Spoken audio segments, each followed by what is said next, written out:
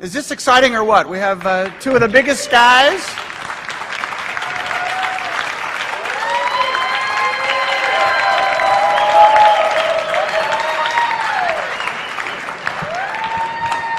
I'm suspecting that they know who you are. Jon is back for an encore performance because he did the keynote here a couple of years ago. And by the way, since he did that keynote, he's done very, very well, which shows what coming to NATPE does for somebody. So we appreciate that, Jon. And at NATPE, it's important for us when we're able to, to break news and be involved in it. And obviously today a press release went out about a new partnership for development of new programming between Lionsgate and Televisa. So we're very happy and very proud to be able to bring you Jon and Emilio today and to do the questions and to bring out and elicit some of the responses that you'd like to hear is Lacey Rose from The Hollywood Reporter. So again, gentlemen, thank you very much for coming. And Lacey, break a leg. Thank you, everybody. Well, you've made my job incredibly easy by having this big news come out about an hour ago. For those who have not seen the press release, who have not read the news, can you outline for us what this new venture in the TV space means, what it entails? Sure, it's pretty simple actually. We've put together a venture to co-finance, develop, and produce basically television product for the U.S. market, English language product.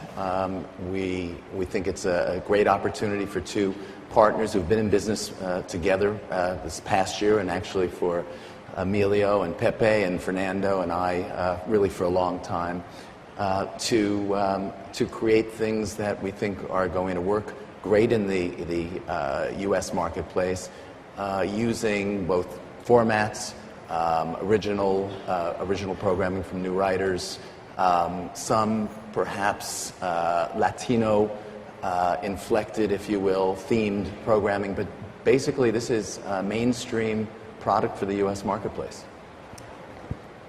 No, the only thing is that we have been, as you may know, we have sold our programming all over the world in different languages, and the relationship that we have developed with Jon and all his team that has been very good has helped this idea first on the side of the movies, and now on television to bring these new ideas, formats from our side and from their side to try to produce very good quality programming for the general market, obviously with opportunities to have also the Latino who speak English in there, but also more appealing to the English-speaking market.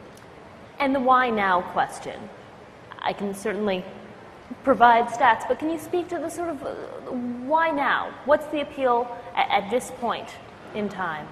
Well, one thing that I think is the most important is that we have developed this relationship over time. We have talked about doing things together that we started with Pantaleon, with the distribution and production of film. That has been very good, and obviously that relationship has evolved into talking about television, into talking not only of what we do through outlets like Univision, but also trying to explore with the experience that Lionsgate has on the general market. And also we see that formats that we have produced and sold to different parts of the world may have an appeal in the U.S., and obviously with the power and the quality and the experience in production that Lionsgate has, I believe that we can get this joint venture to make a very good business and obviously produce very good quality content for the people. Sure. And Jon, I mean, from where you sit, why now?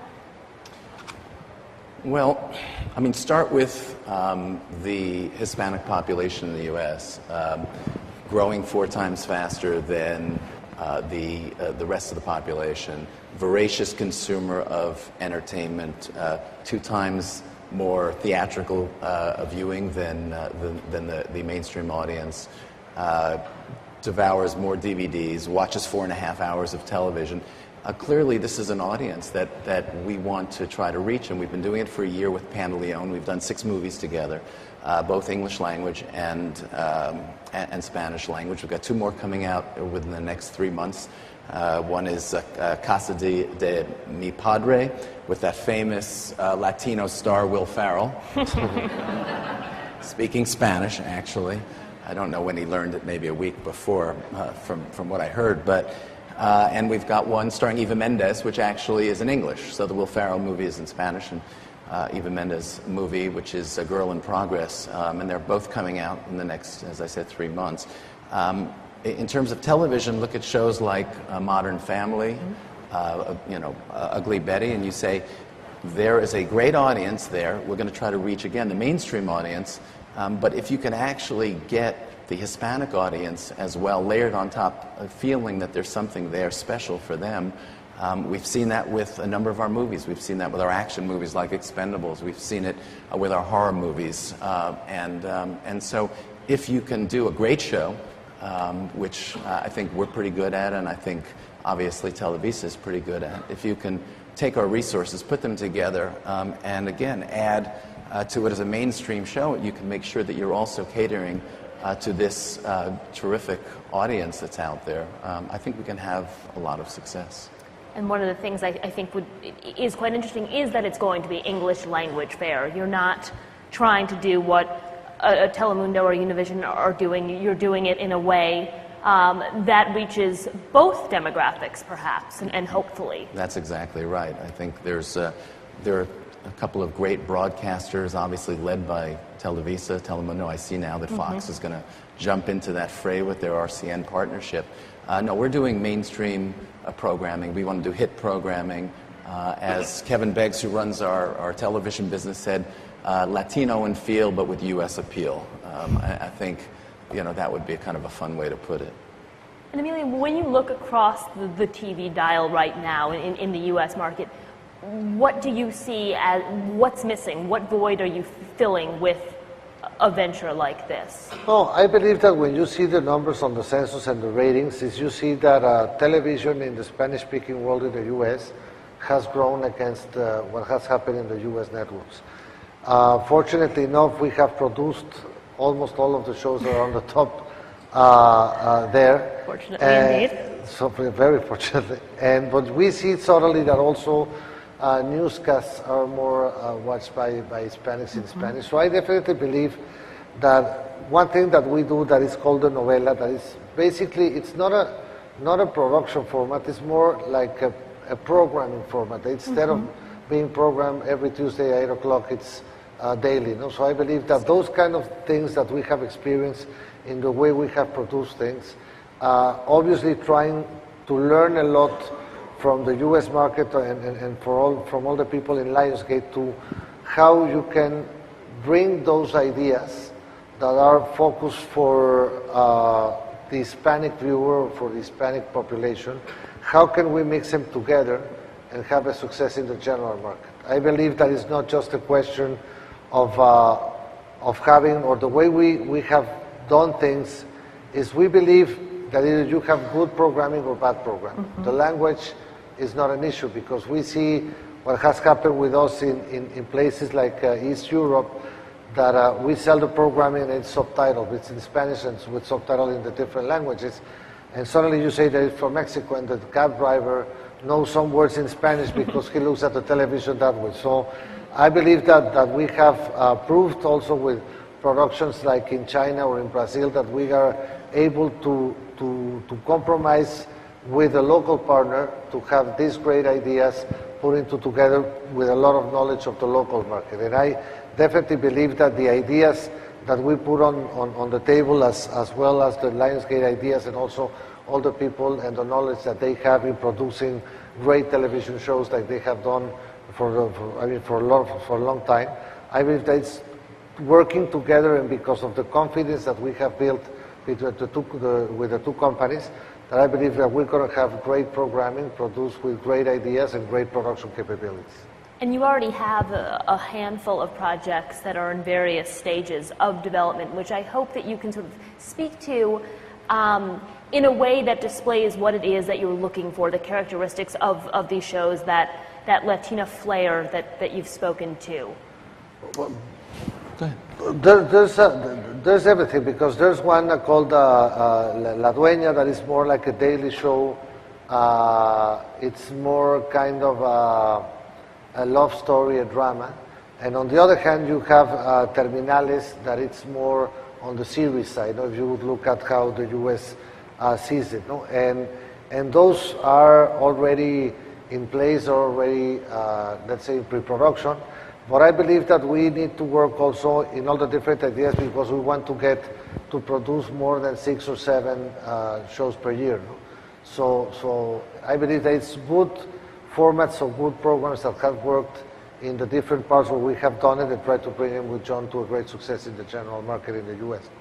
Are there other types of programming that you'd like to see sort of fit into the fold with a deal like this? I think we've agreed that we can do scripted programming and non-scripted.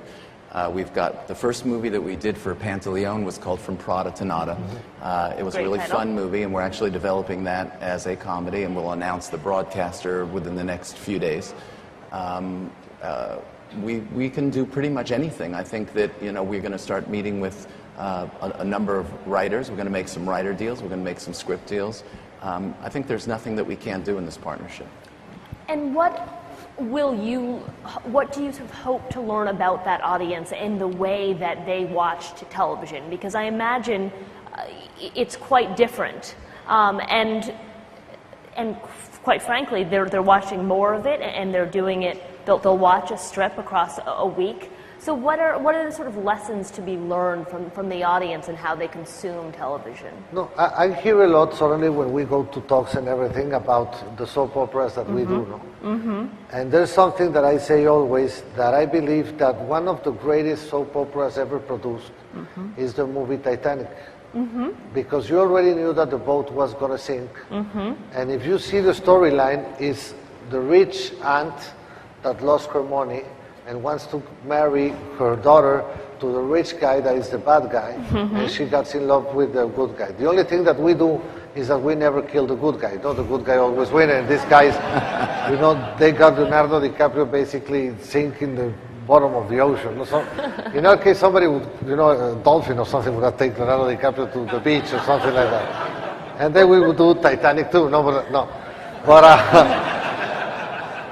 No, I believe that it's like I was saying, it's a question of good stories, good formats, and quality production. I believe that what we have here, and like Jon was saying, there's nothing that, we can do really anything because I believe that it's in these two things we have the quality production, the quality ideas, and we're very open to new things, and obviously the distribution arm in the United States and the distribution arm that we have is very interesting to have those kind of things. Like he was saying, one example is the movie, that it's a very, very family-oriented movie From Prada to Nada, that started like a unique project for that, and now is developing for a series. This is a demo that and a market that you've gone after and attempted to court for years. At Sony with Telemundo, you've done stations in this marketplace. What is this the next stage of that, in your mind? Well, not really. It's we did do the Telemundo deal at Sony. It worked actually very well for Sony, but we banged our head against the wall a lot competing against Univision, and obviously it's because it was supported by the Televisa programming. And what we found actually with Pantaleon, we made our deal with Emilio and Pepe to do these movies. By the way, Paul Pressburger does an amazing job for us. He's going to be running the Televisa programming in the U.S. Paul worked with me for many years, helped develop the business plan for Tigergate. And when we made the deal for Pantaleon, we didn't have really Univision as part of it, but in order to market the films properly, Emilio and Pepe brought in Univision, and you see the incredible power that Televisa has across so many different platforms. So for me, this is just an opportunity to reach more people, and again, we're doing mainstream programming, but if we can actually add a spark, do something special for that Hispanic audience, reach them in a different way than we could have, I think we're going to bring something to that programming from a marketing perspective that we wouldn't be able to do otherwise. So, I think it's kind of a no-brainer. And when you look at the broadcast and cable landscape, where do you see the sort of opportunities for programming that fits this bill? I see the broadcasting in everywhere. Either pay television or network. I believe that at the end of the day, you see the demographics and you see a lot of programming appealing just to X demographics, and I believe that we have the opportunity to develop, obviously, for the general market or the 200 plus million Americans plus these 50 million Hispanics that are there. No? I believe that Univision has been very successful in getting that generation and that market of Spanish-speaking people. Now it's very interesting because you see in the census that more and more, obviously, there are more people speaking English on the Hispanic side, but still are watching more television in Spanish. So I believe that market is doing very well and is going to do way better. Univision, I believe, is going to do very well because of all the different opportunities on pay televisions that you have. On this side, you see the opportunity for the networks to look at this market as a very important market, but not only thinking about the 50 million Hispanics that you can reach and getting 10 or 20% of that, because then you're going to have very bad numbers. I mean, this idea, that's why is with some ideas coming from Latin America, some ideas obviously coming from the US, but with Latino actors or directors or screenwriters. So I believe that it's a combination of everything. So it's an opportunity for the networks to get their quality programming from a new venture that it's has not only new guys on the market, but people that has a lot of experience like we have and like Lionsgate has, that we're very sure that we're going to deliver quality programming. So we've talked a lot about the opportunities that a venture like this offers. What about the challenges? What are the challenges in A, trying to reach this audience, B, trying to come together and do a deal like this? Challenge really is making hit programming is like creating magic, and you just have to have a great script, and you have to have the right cast for that script, and then you have to produce it well, and then you have to go out and market it well. So the challenge is you're competing with, in a world of 200 or 300 channels, with a lot of programmers out there. You are competing with a lot of people for the attention of that audience. But the reason to have a partnership like this is to try to, to beat those odds a little bit, to take a company that has that reach with an audience, with a company that actually has been pretty effective doing programming across cable and premium, and their expertise in daily programming, which nobody comes even close to. Put all that together, put some money together. We're expecting to have a fund that we can support at least 6 to 8 projects a year, maybe more than that. So we take our money, our resources, our programming expertise, and the marketing reach. I think we got a shot. I really do. What do you see as the challenges in reaching? I believe that it's the same. Producing quality programming is difficult. There's a lot of competition, and at the end of the day, there's a lot of channels, but the day has only 24 hours, and everybody's looking for prime time. So we have been very successful competing elsewhere. Lionsgate has been very successful competing elsewhere. So I believe it's really focused on what we know how to do best, both companies, and then sum it up together. And I definitely believe that we have a shot in getting that programming across. And not only because our goal at the end of the day is not selling 22 episodes, no, it's selling 10 seasons of 30 episodes, no. So we definitely believe, and we're very careful in choosing the programs to be produced, and obviously choosing whoever's gonna air it also, because it's important together with whoever is gonna air it to have the right strategy, on promotion and also on program. And when you're thinking about this audience that you're catering to, who is that viewer at home? Is it a he? Is it a she? Is she 18? Is she 55? Do you have a sense for what the viewer that you're targeting is? I believe it really depends on the project. We have projects for children. We produce for basically everybody. So it really depends, I believe, on which are the projects that have been successful in which demo. If we can translate that with all the management and the people to take the decisions, if those projects that we have for X demo can work in the US or not, no? But I believe that we can come up with ideas for any demo. I would say that one of the ideas that we had with Pantaleon was that the Hispanic audience is very young, far younger. I think average age 27. And the thought is just like an advertiser.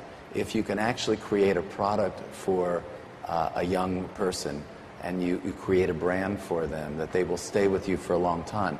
So we made a little money. Pantaleon actually is profitable in its very first year. Again, we did 6 movies. I think that was pretty darn good. We actually have built, it's interesting, nobody notes this, but we have actually built the only organization that's really built to do a pipeline of Spanish language or Spanish audience-oriented product on a kind of a commercial basis. We're really the only organization out there that's really doing that. So the idea that we could start creating for that audience a reliable source of product and a brand that they can actually rely on. Now in television, I see it the same way. While we're going to go for a mainstream audience, it'll be an audience of all ages. There certainly is an element of this, I think, that if for that young audience we can start creating programming that they know is kind of for an affinity for them, that they can trust our brand together. I think we can kind of own them for a long time, and I think that ultimately is what we're after, because we're both in this for the long term. And strategically, I'm curious sort of how this fits into your overall push here. I mean, I hesitate to call this a niche market. We're talking about 50 million plus, but this is not the first time you've done partnerships of this, like this. So I'm hoping you can sort of speak to the overall strategy of these different ventures that you've entered into. I think this is a big, bad, competitive world, and when you look at a piece of business and you think, well, there's a reason to mitigate your risk, or you find a partner that has unique resources that you don't have, then there's a significant reason to partner, or if there are people, frankly, that you really want to be in business with. And again, Emilio and Pepe and Fernando and their whole team, I've been in business with them for 20 some odd years. They are people that look you in the eye. They're tough, but they're fair. So we have some other companies that we've been in business like that. Studio Canal in Great Britain and in the US, we're the distributor of their entire library. We have a joint venture in Great Britain. We're partnered with Saban, Capital Group, and Astro throughout our channels in Southeast Asia. We've got a partnership, obviously, with Viacom and MGM for Epix, and we've got a partnership with Comcast and Sony for FearNet. There was a reason for each of those partnerships. Each of the partners in each of those cases brought something to the party that was unique that we didn't have or we couldn't duplicate or replicate. So I think there's reasons to have partnerships. Partnerships are hard. You really have to have great relationships with the people that you're working with, because partnerships are very hard, because no two companies have the same overall agenda. So yes, I believe in partnerships when it's right. Are there markets or genres that you're not in yet that you'd like to be in? Not really, no. I've toyed with the video game business a little bit. It's a rough, it's a rough business. I think we'll just leave that alone and license to those companies. You talk about a younger demo and the appeal of the Hispanic demo. The gaming demo is hugely alluring for that reason. Yeah, I think we can license. I don't know how Emilio feels about it, but we can license that. Right now it's getting just as expensive, if not more expensive, to make a video game than it is to make a movie. So some of these MMOGs, you could spend $100 million on. So that's not for me, at least for the short term. No, I agree. We have Televisa tried to concentrate in what we know how to do best, that is basically the production and distribution of content. And we started also, by the way, in the video business, and I agree that it's a tough business. And I believe that, if you really do and analyze Televisa inside, and we would think what we were lacking to do, or what do we lack to really have a good business in the U.S., I believe that, suddenly it was not just a relationship with Lionsgate, but we have learned a lot, and we definitely believe that we complement each other a lot.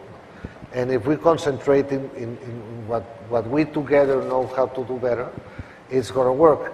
obviously, when I believe this is definitely going to be a good venture, and it's only when you're doing good business you want to invest in other things. So maybe in a couple of years we're going to do video games. But that would be one of those good problems when you need to invest your money in other things. No, but I believe that we need to concentrate for now in program. I think that's probably fair. Jon, I would be remiss if you made a bit of news earlier this month with the Summit deal.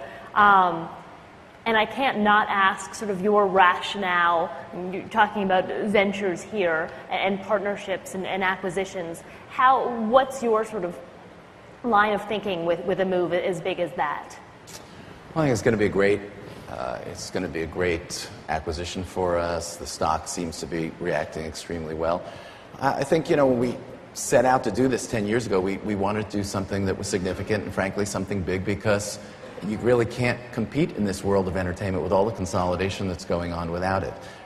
This transaction enables us to do a lot of things we're taking to start with. We now will have, I believe March 23rd, I think we'll have the two largest young adult franchises with Twilight and Hunger Games.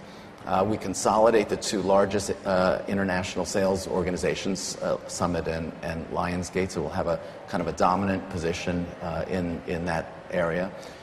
We'll have, because of Breaking Dawn, tremendous visibility in terms of cash flow. It was just actually a really smart transaction. We picked up some great executives as part of it. Just our approach is always the best and the brightest. We've done this a bunch of times. We're not parochial about it at all. It's whoever is the best person for a job is going to get the job. And I think if you look at the way my partner Michael Burns engineered the transaction, basically we didn't dilute ourselves very much. We put out very little stock. The debt is basically non-recourse to the parent company. So, all in all, it was a great timing for us, great opportunity for us, and I think it's going to work out very well. Good. I was hoping we could open it up to a couple of questions if anyone has any, and if so, I think it may make sense to just go up to the microphone. Any takers? Oh, a nervous audience. Well, feel free to interrupt me at any time and head on up there. So we were talking about sort of the opportunities, and I'm curious, from the film side, the film deal that January 2010, I think that's when the Pantaleon deal. That's about right. What have you learned in that time that you're hoping will be lessons that you will use, either things you won't do again or perhaps things you absolutely will do again? No, I believe that what we learned first and foremost is that we had the right idea, because like Jon has said, it's incredible that just in a year the business is doing very well. I believe also that what we have learned is that there's a good original product there, like From Prada to Nada, that can not only stay in the movie but can go further. In this case, we're developing the series. We have learned that there's a lot of talent there, Mexican and American, that are very appealing to the audience. And this is just in a year, so I believe that with 6 movies. So I believe that there's a lot not only to learn but to apply on how really studying is what the audience liked about the movies that we had out and what they disliked, and try to develop the content on learning those kind of things. So I believe that it was a very good first step.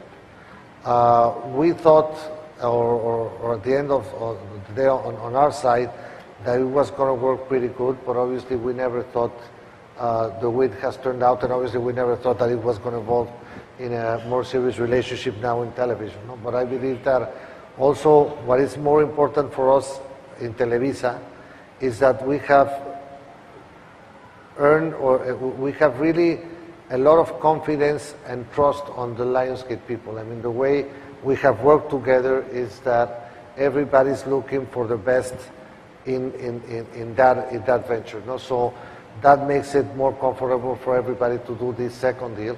And we have learned how to work together, and it has been a great experience, and that I want to thank Jon and all his team, because it has been great. And if that happens just in 12 months, I believe that it's going to be great in the next future. Thank you, Emilio. I feel the same way. You know, one of the other things that we did this year was actually Emilio and I created a scholarship program for USC because we thought it was important actually to develop talent not just in front of the camera but behind the camera. And so every year we're doing a scholarship for 2 students at USC in the film school to actually, again, try to develop this entire community to be able to make film, to be able to make television. Again, I think this is part of creating an affinity group, and again, this is no small affinity group. You know, this is 50 million people, and again, the film business, Pantaleon, is quite different from our television business. That really is targeted for that underserved 50 million, you know, audience. Now, clearly, they watch English language feature films as well, but we're actually creating with Pantaleon both English language and Hispanic, but we're very, very targeted. These 2 releases we have coming out are about 350 screens. They're not 3,000 screens, or like Hunger Games is going to be close to 7,000 screens. So, you know, we're really working to be almost a full-service company or partnership for the community. When you're right in terms of this is going after a different, a broader audience, but I'm curious sort of what was the strategy there as you were moving into the television space that you wanted to broaden it out? You didn't want to go after, again, I hesitate to say niche, but you weren't just going after that niche. What was the line of thinking there on both of your parts? For me, it was Jim McNamara, who used to run Telemundo when I ran the Sony TV group. When he came one day and said he wanted to have lunch, and he said to me, here's what I want to do. I want to make films for this audience that just doesn't have you know, enough films targeted. You know, there is a segment of the Hispanic population that goes particularly even to specialty films that, you know, it's very upscale, but that he felt that there was something missing from his days at Telemundo. He had looked at that audience carefully, and he said, I want to do this, and I didn't say how much, and I didn't say how many. I said yes. And we did a couple of movies, and actually they worked out pretty well. But I realized we didn't have a business. We just had a movie every now and then, and the opportunity to take that to the next level with Emilio, with Televisa, you know, a company that, again, there's no broadcaster, no programmer in the world that has the kind of influence, that has the kind of loyalty with an audience that Televisa has. So the opportunity for us to actually make it into a real business, I think that was, you know, that was the inflection point. And what about from where you sat? No, we have looked at a lot of opportunities in different languages, and obviously making it the U.S.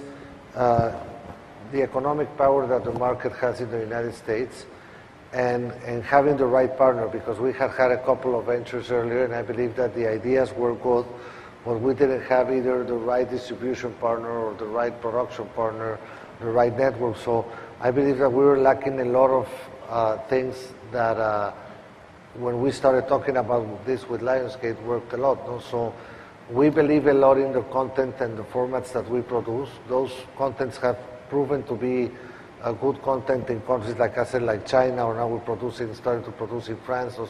And I believe that obviously we're very close to the US. 70% of the Latino population is from Mexico. The ties that they still have with the countries are very, very high. We see it not only in the programming that we do, but every time that the Mexican soccer team comes to play here, you know, it's a big success. So I believe that there was a lot of things, and we were lacking, you know, some parts to try to develop something alone. And I believe that it's a very big opportunity, not only to grow that market and serve those 50 million, but also show the rest of the market that the Latino population and the Latino creativity is very good. If you see 20 or 25 years ago, maybe the only singer that was there was Julio Iglesias. And now you have, I don't know, 7 or 10 very important singers that sing in Spanish, not like Ricky Martin or Shakira or Julio's son Enrique. So I believe that there's an opportunity in developing these ideas into English and not serve only the Latino market, but also the general market. Fantastic. Well, thank you both so much. Thank you, Lacey. Appreciate you taking the time, and thank you all for coming. Thank you.